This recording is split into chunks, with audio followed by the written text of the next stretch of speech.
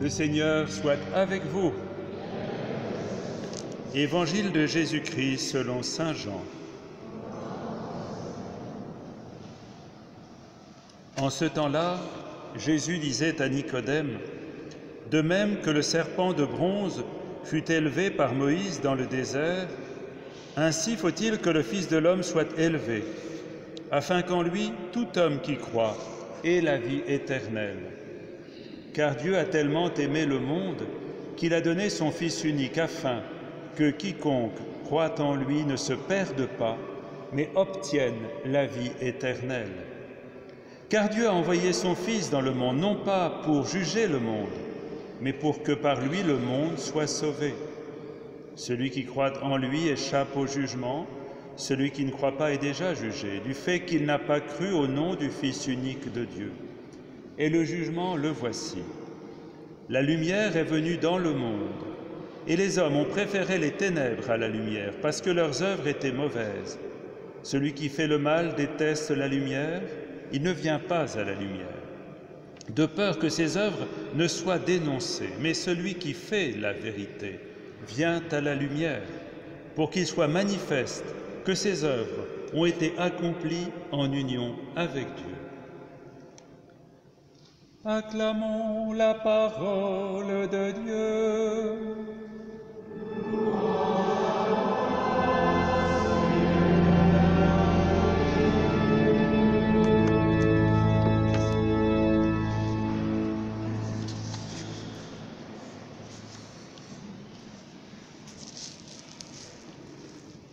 Au désert, les Hébreux qui avaient été libérés de la terre d'esclavage de l'Égypte étaient menacés par un certain nombre de fléaux, et en particulier, il y avait des serpents dans le désert. Et c'était extrêmement dangereux. Quand ils s'éloignaient du camp, parce que autour du camp, évidemment, le bruit éloignait les serpents, et dès qu'ils s'éloignaient un peu, ils avaient le risque d'être mordus par un serpent et de mourir. Alors le Seigneur, pour les protéger, avait dit à Moïse de dresser un mât au milieu du camp, et sur ce mât, il y avait un serpent d'airain, et il suffisait de regarder ce mât et ce serpent pour être guéri de la morsure du serpent. Ce n'était pas un objet magique, c'était un rappel que Dieu aide son peuple, l'accompagne, le protège. Et en se tournant vers ce mât, eh bien, c'était se tourner vers Dieu et recevoir de lui la guérison physique. Ici, le Christ s'identifie à ce mât, à ce serpent mis sur ce mât, quand il dit celui qui regardera vers moi quand j'aurai été élevé, c'est-à-dire sur la croix, eh bien il vivra. Tout homme qui regardera vers ce mât et quand je serai élevé, eh bien il vivra. Donc ne pas regarder vers le serpent dans le désert, c'était se suicider physiquement, c'était mourir de la morsure du serpent, et ne pas regarder vers le Christ équivaut, dans cette parole du Christ, c'est une parole très forte aussi, à une mort. Mais quelle est cette mort et quelle est cette vie? Et il parle dans l'Évangile ici de la vie éternelle. Mais qu'est-ce que c'est que cette vie éternelle? Est-ce que nous sommes menacés de mort? Est-ce que nous sommes appelés à une vie éternelle? Et quelle est cette vie éternelle? Je ne sais pas, quand vous pensez à vie éternelle, ce que ça évoque pour vous. Il est possible, parce que d'une tradition lointaine nous fait peut-être penser que la vie éternelle, c'est uniquement, après ce passage de la mort, une vie tout autre, une vie de bonheur infini, éternel, pour laquelle nous sommes voués. Donc il y aurait cette vie, finalement, où on se débrouillerait comme on peut, aidé bien sûr par la grâce de Dieu, et puis, après le passage de la mort, une vie tout autre qui serait la vie éternelle. Je ne crois pas que c'est la conception de Jean.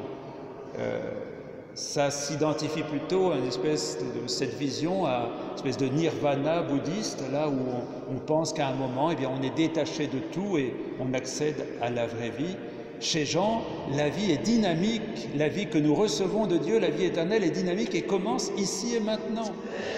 Pour l'évangéliste qui a médité vraiment longuement ce que le Christ a dit, la vie éternelle commence ici et maintenant, et la mort aussi commence ici et maintenant dans notre vie de tous les jours. Quelle est cette vie? Eh bien, c'est une vie qui doit nous saisir dès maintenant, mes frères et mes sœurs. C'est maintenant, eh bien, que nous sommes appelés à faire tourner notre regard vers le Christ élevé pour être déjà, en ce moment même, en ce moment précis, être saisis par une vie éternelle qui commence, qui doit s'incarner dans notre chair, dans notre être de chaque jour pour durer toujours en Dieu. Donc comment recevoir cette vie avant peut-être de la décrire? Eh bien, le moyen est très simple, le Christ le dit, il suffit de tourner notre regard vers lui, élevé, de tourner notre regard et tout notre être vers lui, c'est-à-dire de s'accrocher à lui de tout notre cœur, de tout notre être, de toute notre force, accrocher notre cœur à son cœur, nous tourner vers lui, c'est-à-dire nous abandonner à lui pour recevoir de lui un débordement de vie qui veut nous atteindre dès maintenant.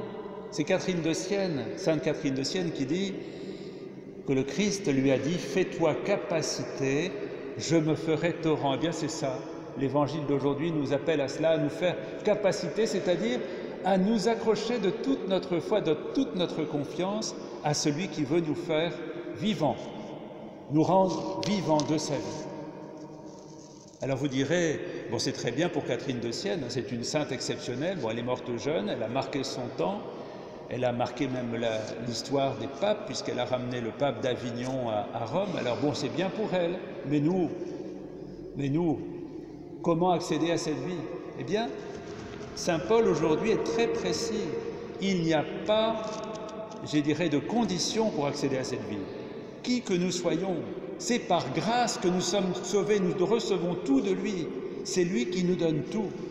Et où que nous en soyons dans notre vie, que nous nous sentions grands pécheurs, ou que nous sentions peut-être petits pécheurs, en tout cas on est tous pécheurs, ça il y a au moins ça. Et qu'est-ce que c'est qu'être grand ou petit pécheur? Ça c'est une autre question, mais où que nous en soyons, nous pouvons nous tourner, nous ouvrir, nous accrocher à cet amour pour être rendus vivants dès maintenant. C'est par grâce que nous sommes sauvés. Et vous voyez, la première lecture, vous avez pu remarquer que c'est un païen, Cyrus, qui va être saisi par Dieu pour devenir instrument de salut. Alors, vous voyez, on peut être très loin de tout et être saisi par Dieu à n'importe quel moment, du moment qu'on s'ouvre à l'amour qu'il nous propose à tout moment de notre vie. Et alors, qu'est-ce qui se passe une fois qu'on a été saisi par cette vie éternelle, ici et maintenant? Eh bien, ça produit 3 effets, au moins. Le premier effet, c'est une guérison. Vous voyez, les Hébreux, quand ils étaient en Égypte, étaient captifs, esclaves. Et le premier effet de la grâce de Dieu pour eux, ça a été de les sortir de l'esclavage. Eh bien, quand on s'ouvre à cette vie, quand on se tourne vers le Seigneur, eh bien, tous nos esclavages peuvent être réduits. Nous pouvons être libérés de tout ce qui nous retient d'aimer. Parce qu'en fait, c'est ça la vie éternelle, c'est d'aimer comme Dieu aime. Et nous sommes peut-être repliés sur nous-mêmes dans des blessures, dans des rancunes, dans des peurs qui nous resserrent, je dirais, à l'intérieur, qui nous replient sur nous-mêmes. Et le Seigneur veut, en venant en nous, dégager ce qui nous retient. C'est ça le temps du carême, c'est d'être progressivement dégagé de ce qui nous empêche d'être vivants et vivants en aimant. Le deuxième effet après cette guérison, ça va être une contagion. Alors, vous dire, on est guéri pour être de nouveau pris par une contagion, c'est pas logique, mais c'est une contagion d'amour. Parce que quand Dieu vient dans notre être le plus profond, quand nous le laissons accéder à toute notre vie, quand nous nous ouvrons à lui, eh bien, il nous rend contagieux de sa propre vie, c'est-à-dire que notre amour devient habité par son amour, notre vie devient habitée par sa vie, et nous accédons à une vie autre parce que nous nous laissons saisir par cette vie. Donc être guéri, libéré pour être rendu vivant par celui qui nous aime sans limite. Voilà la vie éternelle ici et maintenant. Et ensuite, après avoir été guéri, après avoir été saisi, contagieux de cet amour, eh bien nous avons à devenir diffusifs de cet amour. Et c'est notre vocation dans le monde. Nous avons à aimer le monde comme le Christ l'a aimé. C'est-à-dire que nous avons à regarder ce monde avec le même amour que le Christ a pour lui, c'est-à-dire un amour qui met debout, un amour qui sauve, un amour qui se diffuse. Nous avons à devenir contagieux d'amour pour ce monde, pour que la vie de Dieu circule dans ce monde et renouvelle ce monde. Le pape Paul VI, qui sera canonisé cette année, normalement en octobre, ce qui me réjouit beaucoup, eh bien, demandait que nous soyons les ouvriers d'une civilisation de l'amour, d'ici et maintenant dans ce monde, pour que ce monde s'éternise dans l'amour de Dieu. Non pas le monde tel qu'il est, parce que ce monde est de passage, mais tout ce qui aura été marqué par l'amour reçu de Dieu, qui sera passé par nous, qui sera diffusé, prendra valeur d'éternité et vivra pour l'éternité.